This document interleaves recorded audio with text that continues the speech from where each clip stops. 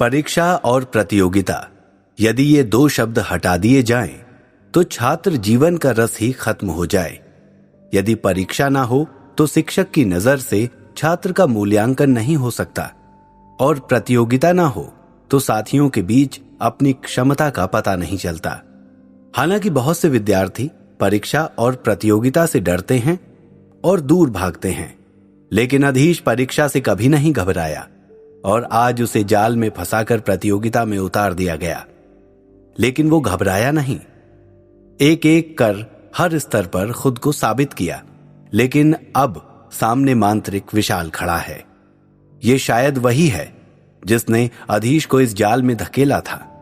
क्या अधीश सच में उसके चंगुल में फंस चुका है, या हमेशा की तरह इस बाधा को पार कर आगे बढ़ जाएगा?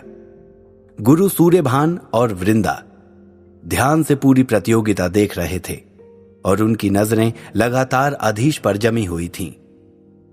विशाल कोई साधारण छात्र नहीं है सूर्यभान जी, वो गुरु नागेश का शिष्य है। मुझे नहीं लगता कि आपका शिष्य उसके सामने टिकेगा। गुरु वृंदा ने सूर्यभान की ओर देखकर कहा। गुरु सूर्यभान ने उनकी बात का कोई जवाब नहीं दिया, बस मुस्कुराकर उनको देखा और फिर मैदान की तरफ देखने लगे।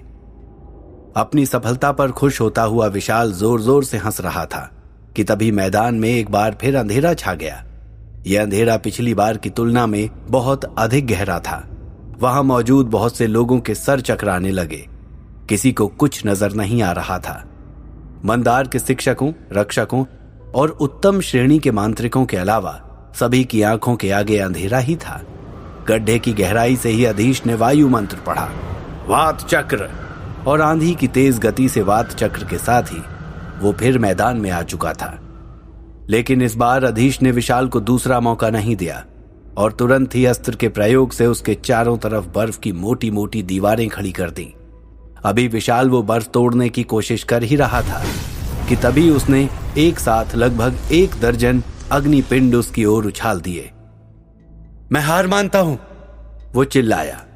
शीघ्र ही रक्षकों ने बर्फ की दीवार पिघला दी और सर झुकाए हुए विशाल मैदान से बाहर आ गया। भले ही अभी विशाल ने हार मान ली थी, लेकिन वो इतनी जल्दी निराश होने वाला इंसान नहीं था। छोटी से छोटी बातों को वो याद रखता था और उसका बदला लेता था। फिर यहां तो अधीश ने हजारों लोगों के सामने उसे हराया था। वो खून का घूंट पीकर रह गया। तुझसे तो मैं बाद में निपटूंगा, उसने मन ही मन कहा और मैदान छोड़कर चला गया। अधीश भी धीरे धीरे बाहर निकला और जाकर अपनी जगह बैठ गया। उसके सर में हल्का हल्का दर्द हो रहा था। अंधकार मंत्र एक बहुत ही ताकतवर और प्रभावशाली मंत्र था।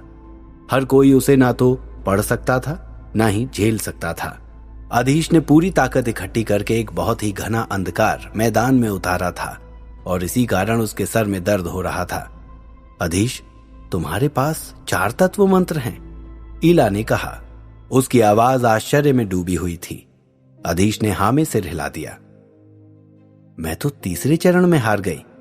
अब आराम से बैठकर तुम्हारी बहादुरी और कुशलता देखूंगी, चहकते हुए ईला ने कहा। तो अधीश को हंसी आ गई।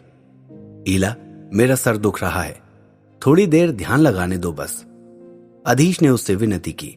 ओह अच्छा, ईला ने कहा और मुंह पर हाथ रखकर बैठ गई। अधीश ने एक कोने में जाकर अपने बटुए से बूढ़े तांत्रिक का छल्ला निकाला। एक रत्नमणि निकालकर उसे मुंह में रखा। थोड़ी ही देर में उसके मस्तिष्क की क्षमता फिर बढ़ गई। आश्चर्य तो वहां उपस्थित बहुत से लोगों को हो रहा था।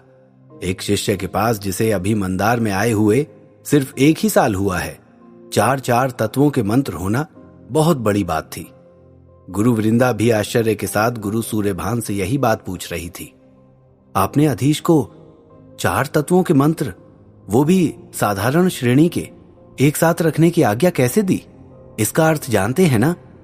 हाँ, मैं जानता हूं, लेकिन यह उसका अपना निर्णय है, मैं रोक टोक नहीं कर सकता, सूर्यभान ने उत्तर दिया। लेकिन इस तरह वो क्या कभी किसी भी तत्वों का प्रथम श्रेणी मंत्र कभी सीख पाएगा? वृंदा ने फिर कहा। उनको इस तरह उलझन में देख गुरु सूर्यभान ने समझाते हुए बोला, मुझे अपने शिष्य पर पूरा भरोसा है। गुरु वृंदा कुछ देर तक आंखें फाड़कर सूर्यभान की ओर देखती रहीं। तभी मैदान में फिर घोषणा हुई और अब उन्होंने अपना ध्यान वापस मैदान की ओर लगा दिया। मांत्रिक यशवर्धन, मांत्रिक इंद्रजीत। यशवर्धन के नाम की घोषणा ने अधीश का भी ध्यान खींचा, जो अब तक आंखें बंद किए बैठा था। इंद्रजीत को उसने पहली बार देखा था। लंबे चौड़े शरीर और घनी दाढ़ी मूछों वाला इंद्रजीत किसी दानव की तरह दिखता था। वास्तव में इंद्रजीत उतना ही बलशाली भी था। वो मैदान में पहले से खड़ा था और बड़े ही अजीब ढंग से मुस्कुरा रहा था। जब यशवर्धन मैदान में पहुंचा तो इंद्रजीत ने एक बार उसे ऊपर से नीचे तक देखा, फिर हिकारत भरी आवाज से कहा, न जाने क्या सोचकर गुरु महेंद्र ने तुम्हें अपना शिष्य चुना है। शायद इसी कारण जिस कारण तुम्हें चुना गया। यश ने शांति से उत्तर दिया, आज गुरुजी को जरूर अपनी गलती का एहसास हो जाएगा जब तुम यहां से अपने पैरों पर चलकर लौट नहीं सकोगे। इंद्रजीत बोला और फिर वही क्रूर हंसी हंसने लगा। प्रतियोगिता शुरू करने का घंटा बजा। इंद्रजीत हमला करने के लिए तैयार ही खड़ा था, लेकिन यशवर्धन ने चिल्लाकर कहा, मैं हार मानता हूं। एक पल के लिए इंद्रजीत भी चौंक गया, फिर वो जोर जोर से हंसते हुए बोला, डरपोक कहीं के। यश चुपचाप मैदान से बाहर आ गया। अधीश को भी यह देखकर बहुत आश्चर्य हुआ था। उठकर यश के पास पहुंचा। ये क्या किया तुमने यश? उसने पूछा। वो प्रतियोगिता जीतने के लिए कुछ भी कर सकता है। अधीश, किसी भी तरह का छल कपट करना उसके लिए छोटी बात है और मैं इस तरह के लड़ाई झगड़े में पड़कर अपनी ऊर्जा व्यर्थ नहीं करना चाहता। अधीश ने आगे कुछ नहीं कहा और चुपचाप यश के साथ बैठा प्रतियोगिता देखता रहा। अगले चरण के लिए छात्रों के नामों की घोषणा हो रही थी। चौथे चरण में अब सिर्फ 4 ही प्रतियोगी बचे थे, मांत्रिक अशोक और मांत्रिक सोमेश, मांत्रिक इंद्रजीत और मांत्रिक अधीश। अधीश और यश ने एक दूसरे की तरफ देखा। तभी प्रतियोगिता शुरू होने का घंटा बजा। अशोक और सोमेश आमने सामने खड़े थे। कौन जीतेगा, क्या लगता है यश? अधीश ने पूछा। मुझे तो कोई शक नहीं है अशोक के जीतने में, लेकिन सुना है सोमेश के पास बहुत से सिद्धि यंत्र हैं। यश ने कहा। सिद्धि यंत्र? तब तो कुछ कहा नहीं जा सकता। अधीश ने कहा। सभी को अशोक के जीतने की ही उम्मीद थी, लेकिन अंत में विजय सोमेश की हुई। वो मुस्कुराता हुआ मैदान से बाहर आया। चौथे चरण में जीतने का अर्थ था वो 5वें और अंतिम चरण में अपनी जगह बना चुका था। अब अधीश का मुकाबला इंद्रजीत से था। मेरी शुभकामनाएं तुम्हारे साथ हैं, यश ने कहा। धन्यवाद, अधीश बोला और मैदान की तरफ चल पड़ा। इंद्रजीत अधीश को घूर रहा था। जैसे ही अधीश मैदान में पहुंचा, इंद्रजीत ने उसे भी उसी ढंग से घूरा। इंद्रजीत के पास एक प्रथम श्रेणी का आत्मरक्षा मंत्र था और इसी के भरोसे उसने 3 चरण जीते थे। मांत्रिक अधीश, मांत्रिक इंद्रजीत। अधीश मुस्कुराया। इंद्रजीत ने एक नजर दर्शकों की ओर डाली। वो देखना चाहता था कि अतिथि विद्वान उसे देख रहे हैं या नहीं। फिर संतुष्ट होकर अधीश से बोला, तू भी अभी हार मान ले, अपने मित्र यश की तरह बेकार चोट खाने से बच जाएगा। ना, मैं तो चोट खाने ही आया हूं और तुझे मजा चखाने भी अपने मित्र की ओर से, अधीश ने जवाब दिया। इतने में प्रतियोगिता शुरू करने का घंटा बजा। अंधकार, अधीश चिल्लाया। पूरे मैदान में अंधकार छा गया। अधीश अब की बार पहले ही तैयारी करके आया था। इंद्रजीत ने ध्यान से अधीश को देखने की कोशिश की। इतने में अधीश बहुत तेजी से उसके पास आया। अंधेरे वात चक्र के प्रभाव से उसका शरीर केवल छाया जैसा दिख रहा था। इंद्रजीत के कान में आकर धीरे से बोला, अब तू बच के दिखा, तड़ित जाल। एक उंगली जितनी मोटी बिजलियों का जाल तेजी से इंद्रजीत की ओर बढ़ा। उसने अपनी जगह से हटने की कोशिश की। हिमबंधक, अग्निपिंड।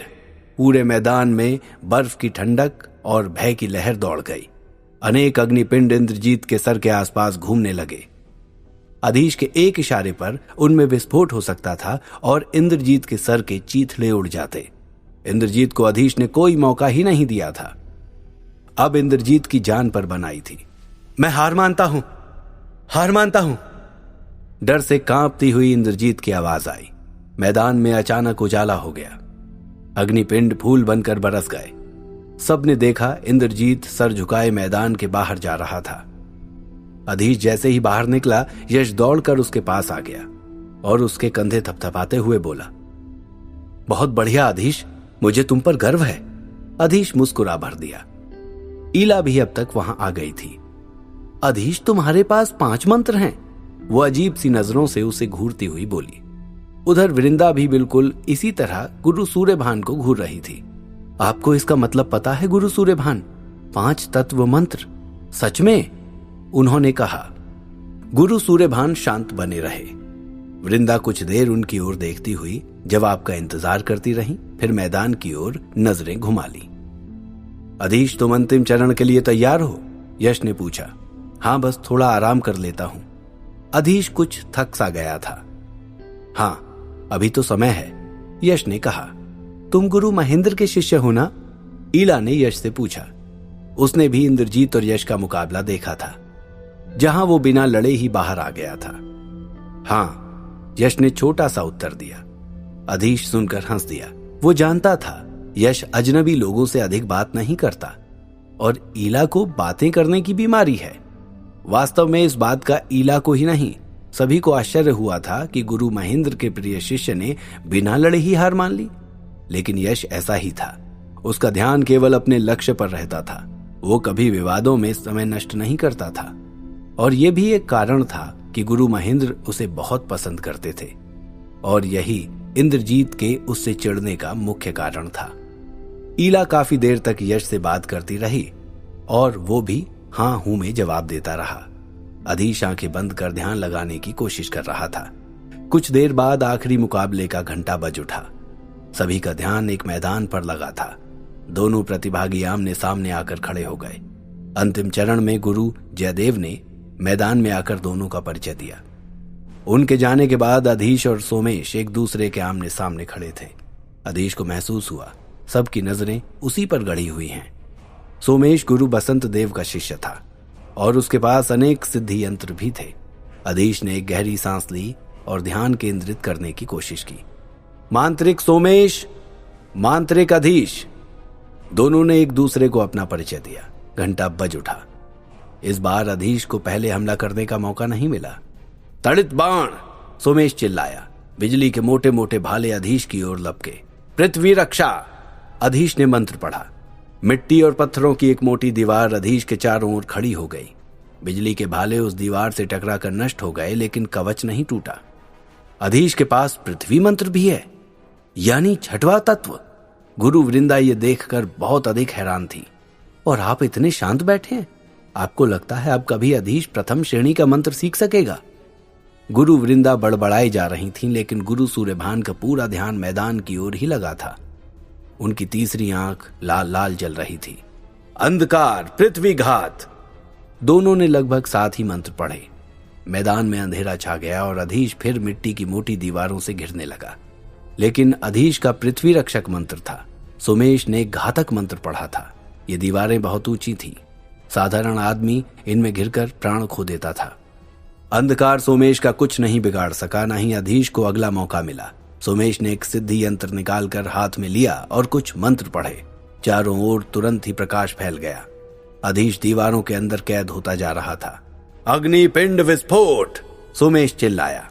दर्शकों की सांसें अटक गईं। अब अधीश क्या करेगा? ईला ने हैरान परेशान होकर यश से पूछा।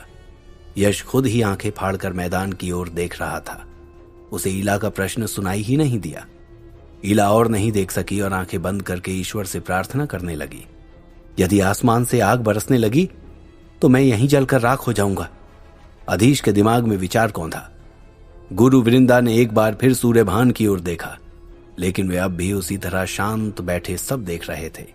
दर्शकों की सांस अटक गई थी, लेकिन कुछ लोग ऐसे भी थे जो ये देखकर बहुत खुश हो रहे थे, जैसे मांत्रिक विशाल और इंद्रजीत। अब क्या होगा? सब एक दूसरे से ही सवाल कर रहे थे। अधीश को हार मान लेनी चाहिए, कोई चिल्लाकर बोला। क्या अंतिम चरण में पहुंचकर अधीश को हार माननी पड़ेगी? क्या यही साजिश रची गई थी उसके खिलाफ? क्या होगा अधीश का चुनाव, हार या मौत? जानने के लिए सुनते रहिए द मजिशियन सीक्रेट, सिर्फ और सिर्फ पॉकेट FM पर।